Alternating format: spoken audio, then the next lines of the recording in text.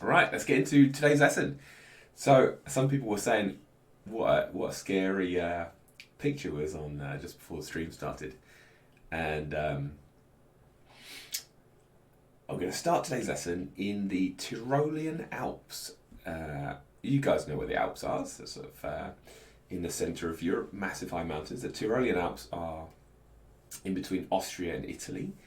And in 1991, some hikers, Alps are, they were hiking in September, so it was still icy up at the top of the mountains. And two hikers spotted a dead body, a dead man. And just his head and shoulders were coming out of the ice, and they thought, oh my God, what's happening? And as somebody sort of died up on the mountain here, and they sent for the rescue team, and it turned out that the man had been buried in the ice for 5,000 years, over 5,000 years.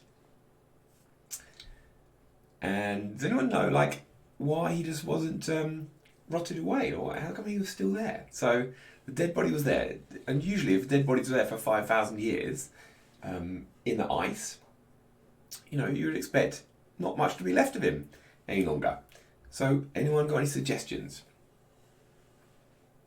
Why do you think this man was still there? Dylan. Okay, the ice kept him fresh, and he was preserved, Sienna. Good, the ice preserved it. Does anyone know why ice does that? Like, stuff you keep in a freezer doesn't rot away either. So, does anyone know why ice is? It's kind of fossilized, not exactly fossilized in the way that you get fossilized in a rock like dinosaurs, but why does ice freeze you? Oh, Porter Gaming.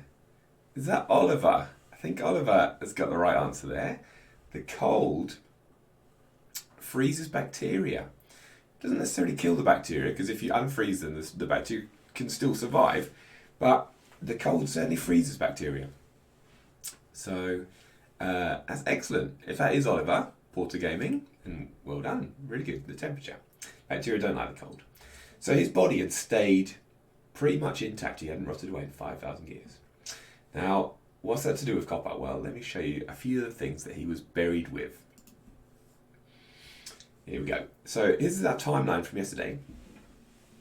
We were talking about how people first invented copper yesterday. And it was 6,000 BCE. So that's 8,000 years ago when people invented copper. Let me duck out of the way so you can get the modern day here. 2,000 years, the Romans. Another 2,000, another 2,000, another 2,000, 8,000 years when people invented copper. Now, they named him Otzi after the valley where he was found. And Otzi was believed to have lived around 3,400 BC. And here's a few things that he came with. So he was found with a nice cloak. It was made of grass. It hadn't rotted away either. Lots of leather things. So leather is made of the skin of different animals. So his belt, his leggings, his shoes. He had a massive hat with, well, I could do the massive hat actually. It was made of bear fur, so incredibly warm. If he was wandering up in the mountains, he probably needed something like that. And he had a kit for making fires, so some dried, preserved mushrooms and some stones that he could strike to make a spark. So presumably he wanted to make campfires if he was out and about. And some arrows. So he had a bow with some arrows, maybe for hunting. The arrows had stone tips, so not metal ones. Had tips that were carved from stone. But probably his most favourite possession was this. He had a brilliant copper axe. Now, is anybody squeamish in chat? Does anyone not like the look of dead bodies? So I'm going to show you what Otzi the Iceman actually looked like when they got him out of the ground. If you are, Stephen, we're going to be about 40 minutes or so. So that's what I'm aiming for, 40 to 45 minutes. Okay, so if you are squeamish, then maybe just look away for a second, so I won't have it up for long. But here we go. This is what Otzi the Iceman looked like when he emerged from the ice.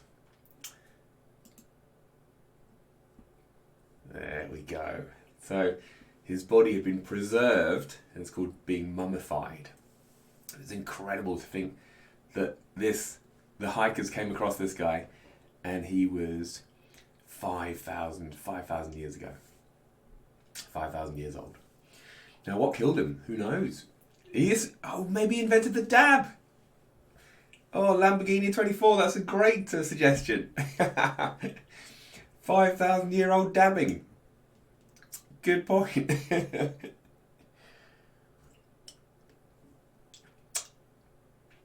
So, mummifying just means preserving. The body's being preserved like that way. So, he's not from Russia. No, we believe he was born in northern Italy, and you can tell that from the sort of food he was eating. They did a chemical analysis on the food he was eating. Anyway, so this is his axe. This is probably the thing he was most proud of and his most prized possession. And it was an axe made of wooden handle, so you can see the handle just running down here, and then it was tied with sort of leather straps, and embedded in the wooden handle, so there's a little groove there, was a sharp piece of copper, pure copper. And this was just about a time when the Copper Age, people had been using copper, and it had been spreading from the little place where they'd begun with, been spreading out to different places. Caden, stop spamming, please. So, I'm going to show you how this axe would have been made. So, remember, people had invented copper around 6,000 BCE, and here are people starting to develop copper here. So I'm going to show you a clip here. I'll just mute myself while the clip is rolling, but they're just going to show you the process of how to make some copper. Have a look.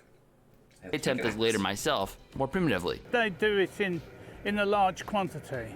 So the bowl furnace would have been about the same size as a 5-gallon bucket. And tin has to be crushed down into a powder, separated from the calcite that way, and then smelted in the same way. The malachite, that's copper ore. So we're gonna do some alchemy today. They would have done a layer, same as we're doing, a layer of charcoal, layer of malachite, layer of charcoal. Is it just malachite ore that they would use, or do they ever use other forms of copper ore?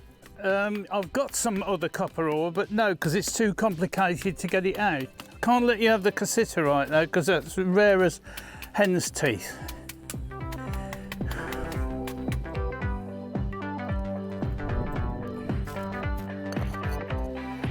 Have you done this before? Not smelting, I've done casting. Yeah, well, it must have been very labour intensive. But they had a power tool that we can't afford. That's time. And slaves, of course. You ready?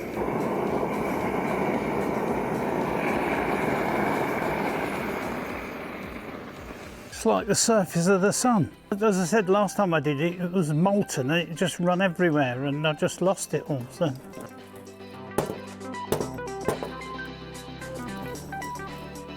That's copper, and these are bits of copper here. Just let them cool. I think we've been successful. Next, he demonstrated how to cast the copper we just smelted into a replica of Otzi, the mummified Iceman's axe. My hammer? Did you cast these? Yeah. Nice. That was a surprise when they found him in the 90s. He was 5 or 6,000 years old. People didn't think we'd got copper then. So I'm going to feed it from that end. So we'll pop it in there like that. And it's got to be Johnson's. Nothing else works properly. Wood ash will work. My late father's shaving brush. Oh, we'll just fill him up again then. How'd you get on driving on the wrong side of the road then? That has been a challenge.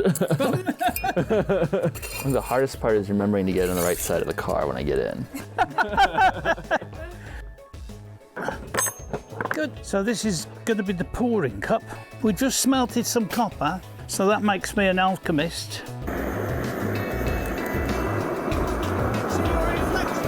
Yeah.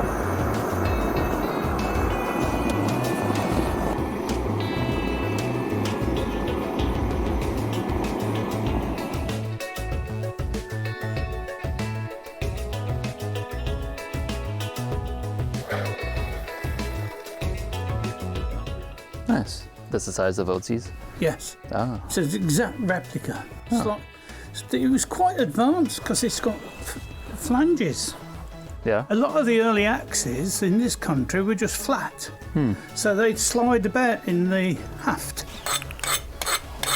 Try explaining that to customs. All right, so there you go. See how they made the axe there. Did you see how that's called casting? Where they first of all they made the copper by heating it with the charcoal, heating the ore with the charcoal to get the pure copper, and then they melted the copper again to make it and pour it into like a mold. If I just rewind it back to this bit here, so where can you see where they've made the mold? Yeah, so look at just this. They'd put just a piece of clay that was shaped like an axe into here and pressed it into this powdery clay to make a sort of like a hole. That's called a mold. And then they pour the liquid copper down this little hole that they've made here, and it fills up this space here. And then as it cools down, it hardens in the shape of an axe. I'm sure you've made molds before for doing different things in activities, perhaps doing some art or some sculpture or something. But moulding something means pouring the liquid right in here. So you can see just in this bit here where they take some of the liquid and they pour it into the mould.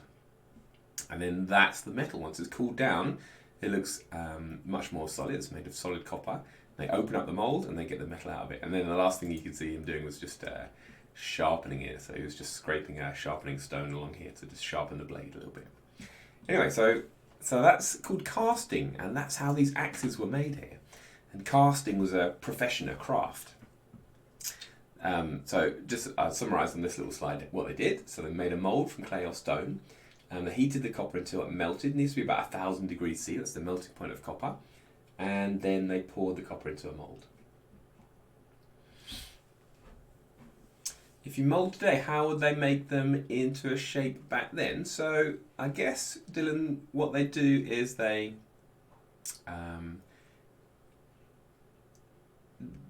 sort of experimented with different shapes. Sometimes the moulds were carved from stone. So if I just show you this, so this is a picture of a mould from making axes that was found in England, and we think this one's about 4,000 years old, but you can see it's carved into a mould shape, and then it fits together in two halves. So these bits here are the way the mould fits together, and then you pour the liquid metal down the middle here. So they pour the liquid metal into here, and it fills up this space, and then as it cools down, you have yourself an axe.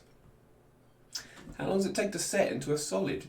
Well, it's 1,000 degrees C when it's liquid, Sophie, liquid copper. But pretty quickly it would cool down to sort of 800, 700, and as soon as it goes below its melting point, it would start to solidify.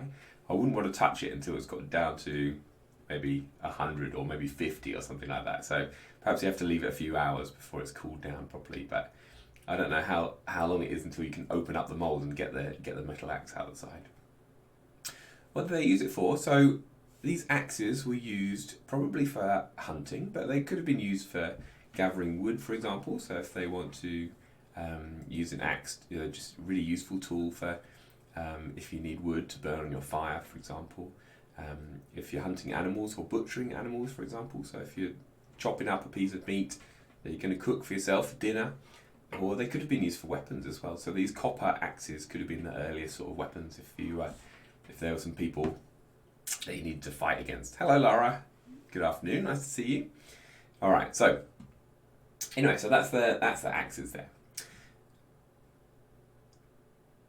Now, I don't know if they would have been good for carving things necessarily, because the copper, as we'll talk about in a minute, wasn't that strong. So copper is quite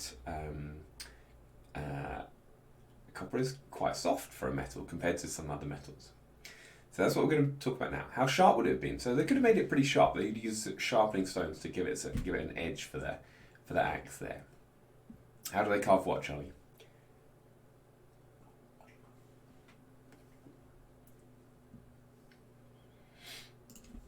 Okay, so I'm just going to mention a few words here. So copper is copper expensive, Stephen?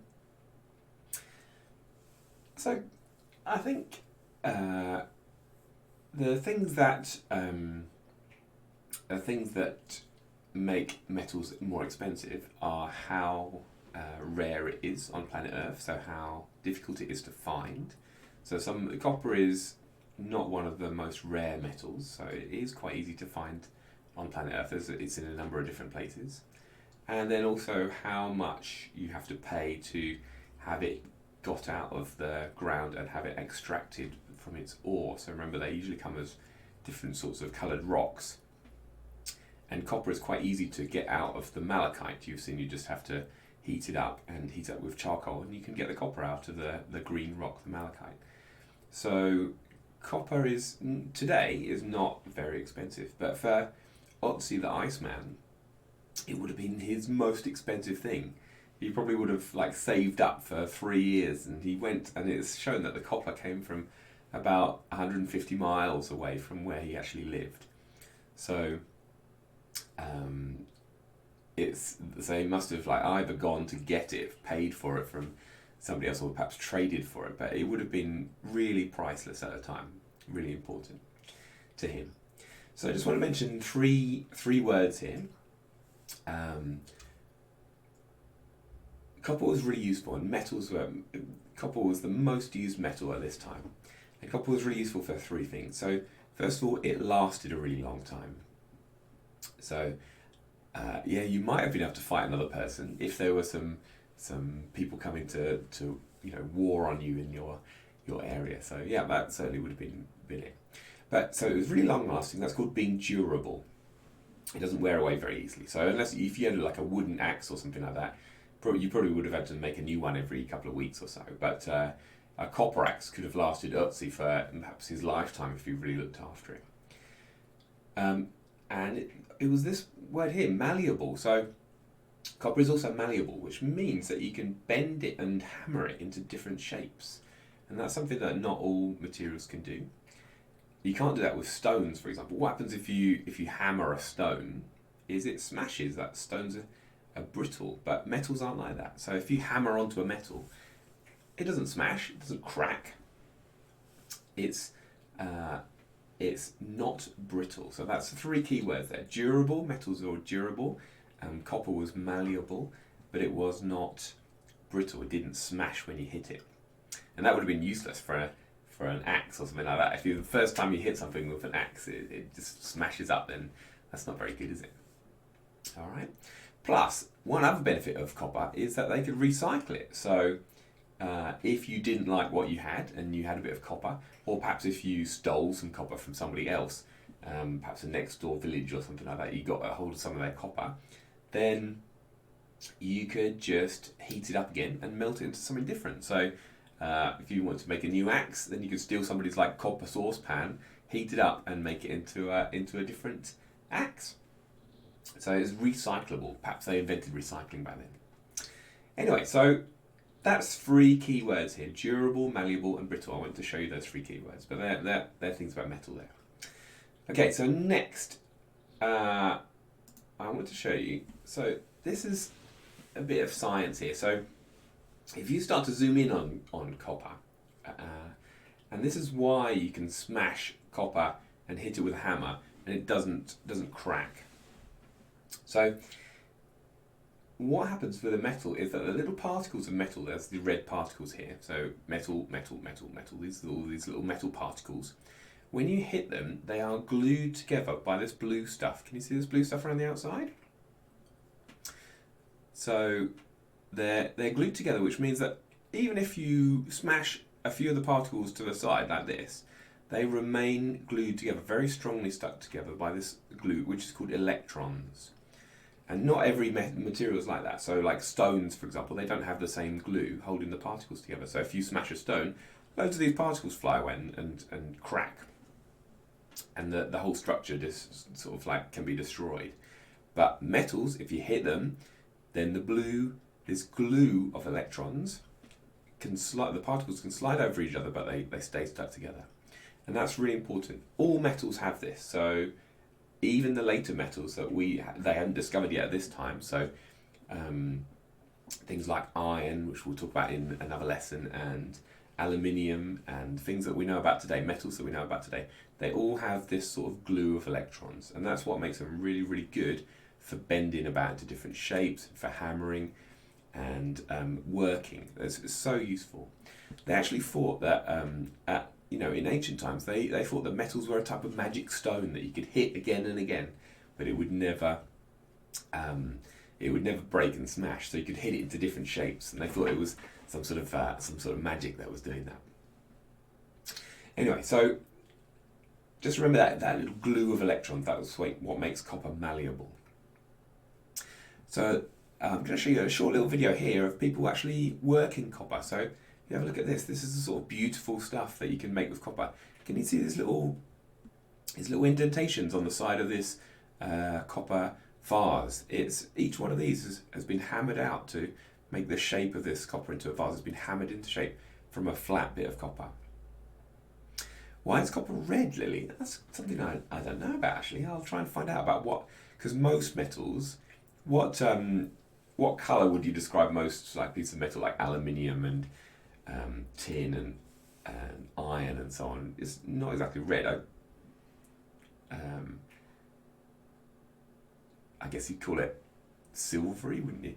So most metals have a silvery colour, but a few metals have, all metals are shiny, so you can be red and shiny like these bronze jars are, but so most metals are shiny, but most metals are shiny and silvery, I would say, silvery colour, but this one's sort of a reddy orange colour. But then of course there's gold, which is more of a proper yellow colour, isn't it?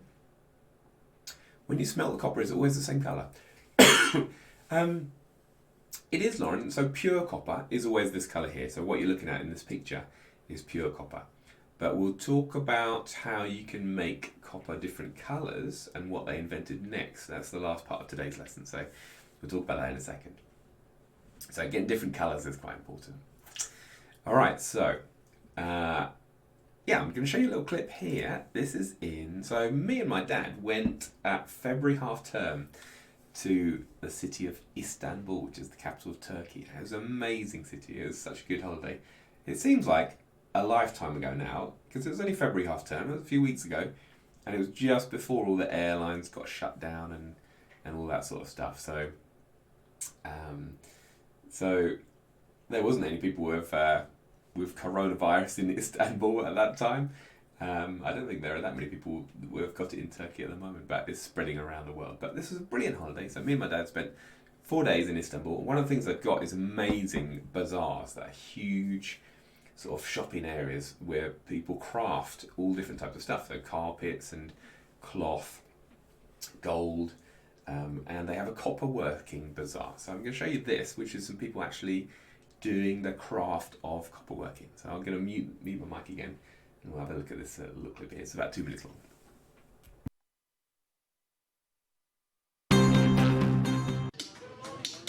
The sound of masters forging metal into masterpieces has been echoing through the halls of the Gaziantep Copper Bazaar for centuries. Murat Soğuk has been doing this work for 40 years. It's a skill that was passed down to him from his family, and they've been doing it for generations. It takes a lot of hard work, and the copper is a hard material to craft. We buy it from the manufacturer as a plain copper plate, and after several processes, it comes to this stage. We shape it with our hands. This one, for example, will take a week to complete. A sea of shiny handcrafted artifacts adorn Murat's store. With half a millennia of history, this ancient bazaar takes visitors on a time travel. The coppersmith here say their craft is much more than a tourist attraction. It's a trade that needs to survive. Demand has never been higher for handcrafted Turkish copper products, but fewer and fewer artisans know how to make these pieces of art. Back in the 1980s, Gaziantep boasted 400 coppersmiths. Now it's down to just 10. Celal Açık is the head of the coppersmith chamber and says the art of copper production is under threat because of a lack of interest from next generation. The young generation in general want to do other things. The masters have a problem finding apprentices. The art of coppersmith must be learned at a very young age. It takes years to master. So the chamber opened a training center to attract new recruits to the craft. Youngsters are studiously learning from old masters. Some are here to keep the tradition alive, but others, like 20-year-old Ahmed, copper work is simply a trade to fall back on. My first objective is to study in the university, but if I can't make it, I'll continue to do this work. I love the art of coppersmith work too, but it's a second choice for me.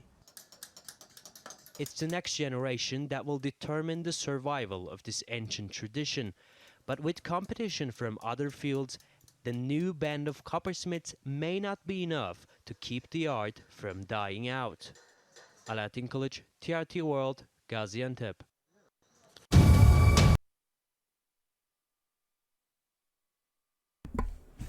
I thought that's incredible. Some of the beautiful stuff that they have. Look at these shapes here. And when you go shopping through Istanbul, you get to walk through these amazing shops where the people are actually making the stuff as you see it. But yeah, just by hammering, bending, because it's easily malleable, you can do that with the copper very easily.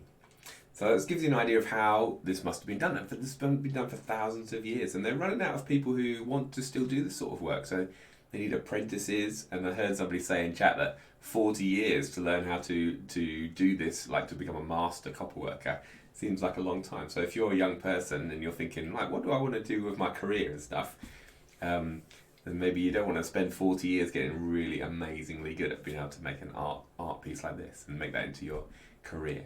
So they're running out of young people that want to do some of this, but there were some young people that were doing the training there. Anyway, so that's copper working. So the last thing, this is the last part of today's lesson. Oh, Sophie, I had a question earlier. Yeah, they do look like lamps from Aladdin, Sienna. So I guess they're sort of like ceremonial oil burning lamps, but yeah, that does remind me about that sort of stuff. So Sophie had a question about why does copper, when it is a really old piece of copper, why does it turn green?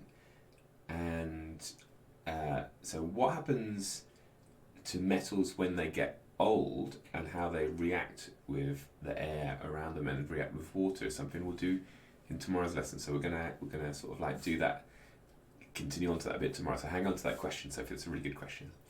Dylan, how resistant is copper from being dropped from a height? So most metals, if you just drop any piece of metal, imagine dropping a saucepan from a height, like out of your second floor window or something. Most metals will bend easily because they're called malleable. So it would make a dent or like a crumple perhaps, but it wouldn't smash. And that's the thing about metals, is that they could, and then you could bend it back into shape if you were a craftsman. You could fix that for yourself, or you could, if it had really been badly bent or badly bent out of shape, you could heat it up and melt it again, and then recast the metal. So that's the great thing about metals. That's why they thought they were magic stones, because they would not shatter. And it's to do with that glue of electrons that's holding them together. Now the last thing I want to talk about is so we're talking about 3,500 years BCE. So 5,500 years ago was when Otzi was roaming around in the mountains and died, leaving his copper axe. Now, fast forward about 1,000 years, and you get to these guys, the Sumerians. If you've never heard of the Sumerians, they were one of the world's first civilizations that had enormous cities, and they had kings and emperors. They had incredible history. So they invented writing, they had written tablets, they had mathematics, they could build enormous buildings and palaces, and they invented wheels as well, so they had the first vehicles. But one of their best inventions is they invented a way of making copper stronger, and the title for today is Making Copper Better, of today's lesson. So how did the Sumerians do it? What did the Sumerians do? Well, they had a bit of a secret. They were pretty good at science. So what they did was they got copper. People had known about copper for a couple of thousand years. And they got some copper, and they added a very small amount, maybe like a small percentage of other metals that they'd found. Now, not every metal had been discovered by the time of the Sumerians, but they did know about lead and tin and zinc, for example. So they knew about these three metals. And they found that if they added just a little bit, maybe they did this by accident to begin with, maybe they added a little bit of like tin into their mixture while they were melting it. So imagine having this enormous pot of melted copper, and then you add a little bit of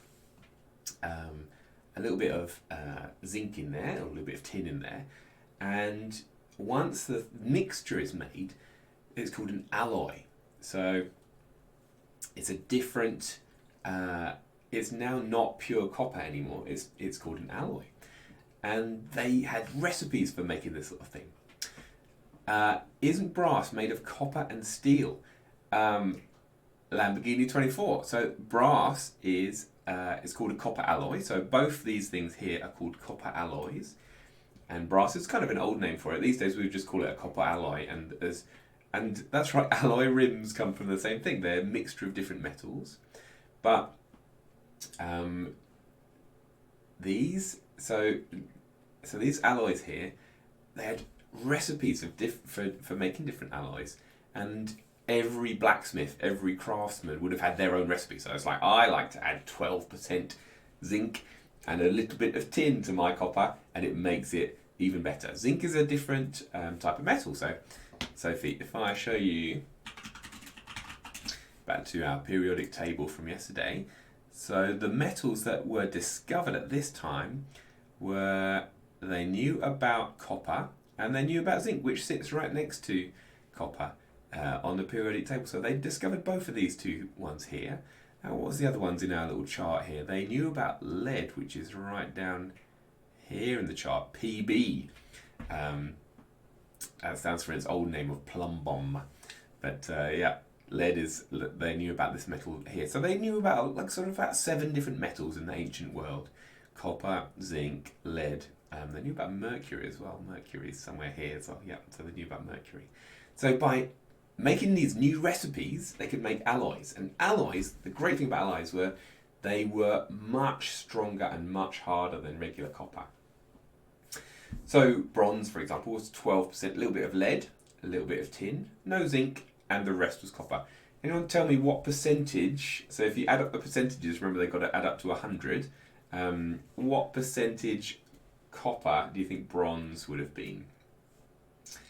And again, brass, so bronze was 12% lead, 8% tin, so what was the percentage of copper here?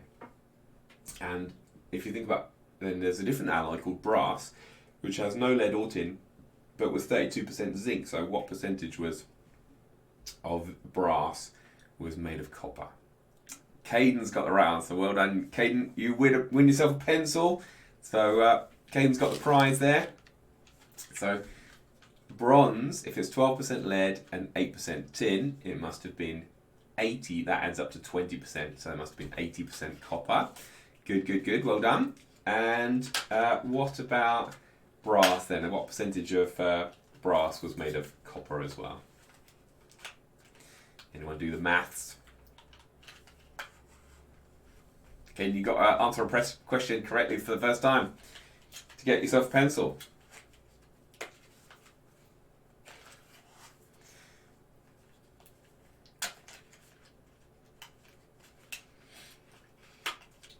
Hey, Sienna's got it. So 68%. Well done, Sienna. So I've got a couple of some nice pencils here from my little pack of pencils. The ones with rubs on the end. So, Sienna with Charlie straight behind her. So Sienna's got it. Got it first there, Charlie. Got to be a bit quicker. So yeah. So these recipes, they were mostly made of copper, and we call them copper alloys. And there are hundreds of different copper alloys if you want to make it harder or stronger or different colours. So brass, for example, if any of you play instruments, brass is still used today to make a lot of brass instruments. So if you've got a saxophone or a trombone or a trumpet or something like that, all of those sorts of instruments, they're made of copper, but with a little bit of zinc added to make it into brass. And you get, brass is a different colour, right? So saxophone is the zinc. Does anyone know what colour brass is compared to copper? Sort of, copper is more of that red colour. Bronze is more of also a deep red coppery colour, so similar colour to just pure copper. But brass, no, it's not silver. Think of like a, let me just, yeah, it's sort of more golden. That's right, Dylan and Lauren, and you are right. It's let's just see, show you what sort of pictures I'm talking about. Yeah, look at these ones here. So this is a brass instrument, a brass finish, but look at that. So that is made of copper, but it's a copper alloy. So it's copper with a little bit of something else added. I think it was zinc, wasn't it, to make brass. And you can see you get different colours. And it's also much harder than copper is, so it stays shiny, doesn't dent and scratch and so on. So yeah. So these alloys were brilliant, and especially the Sumerian warriors were pretty impressed because they could make harder shields and harder swords and stuff like that with the bronze that they had. And this was the beginning of what's called the Bronze Age. So if I go back to our timeline here, so this was the Copper Age here, and then the Sumerians started to invent alloys, mixtures of different metals, and then for the next 2,000 years you had something called the Bronze Age, where people used them for their weapons and stuff like that instead. So they had all kinds of different mixtures. So this was basically the beginning of a new science. So the Sumerians, this lady here is not a Sumerian, but she's a modern metal worker. But this is a new science. Like, they took the copper, they added different recipes, hundreds of different copper recipes, and they could make things like bronze or brass, which made it longer lasting, much stronger, perhaps harder, good for weapons, didn't bend out of shape so easily, and also different colours. So yeah, you could have all done kinds of different things. And remember, the people that knew the secrets of this were making themselves incredibly rich, so they could, this would give a lot of, this would be a great profession to be in. You were highly respected in society if you knew how to work these secrets of metals. Now, last bit for today. So last bit of today's lesson is I want to, we talked about why metals don't smash, and the reason why they don't smash is because they have this glue of electrons holding the particles together. So this is what's called a pure metal, this picture here. You can tell it's a pure metal because all the particles are the same. So maybe this is 100% copper. And if you hit the copper, then the particles just slide over each other, but they're still held together by the glue. All right. They have so many particles. Well, remember, a big piece of copper would be made of millions of these particles, but you only need a microscope to be able to look into the structure of the metal. And of course, the Sumerians, ancient people, didn't know about the particles or anything like that. So this is something that we know about today, which is why alloys are stronger. I think the Sumerians knew that if they added some different...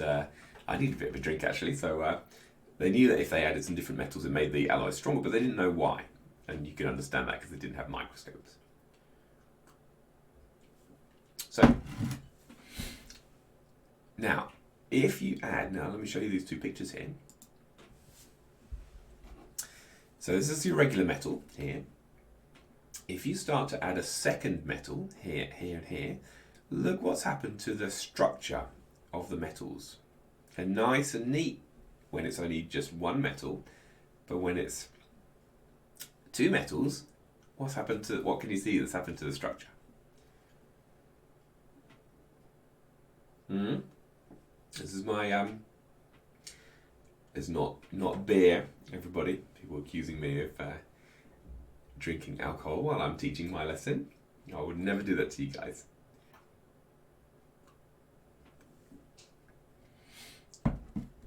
That's right, it's lost some of its shape.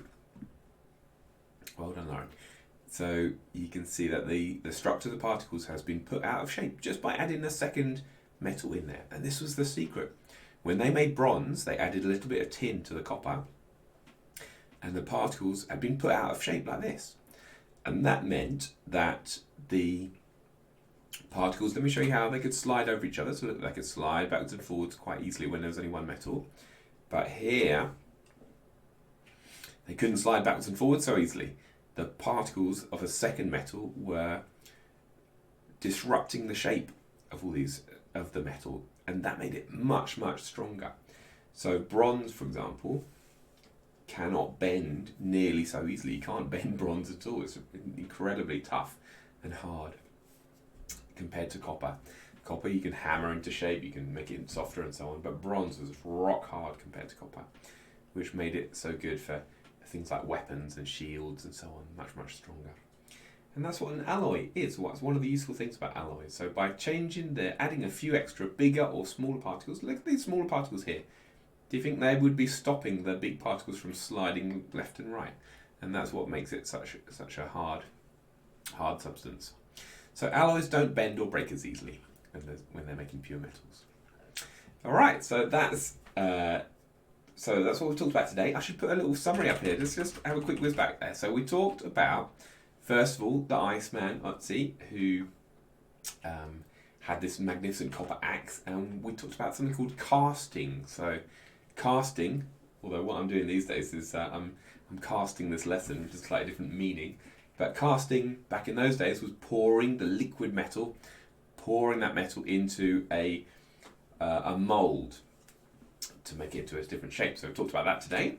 Then we have talked about some of the useful things, so 3 key words. Metals being durable, they last a long time. Malleable, they bend easily. And brittle, not brittle, sorry, they don't smash. So brittle means they smash, and metals don't do that. Then we talked about what makes copper malleable, so how you can bend it but without smashing, and that's because it has this glue of electrons in the middle.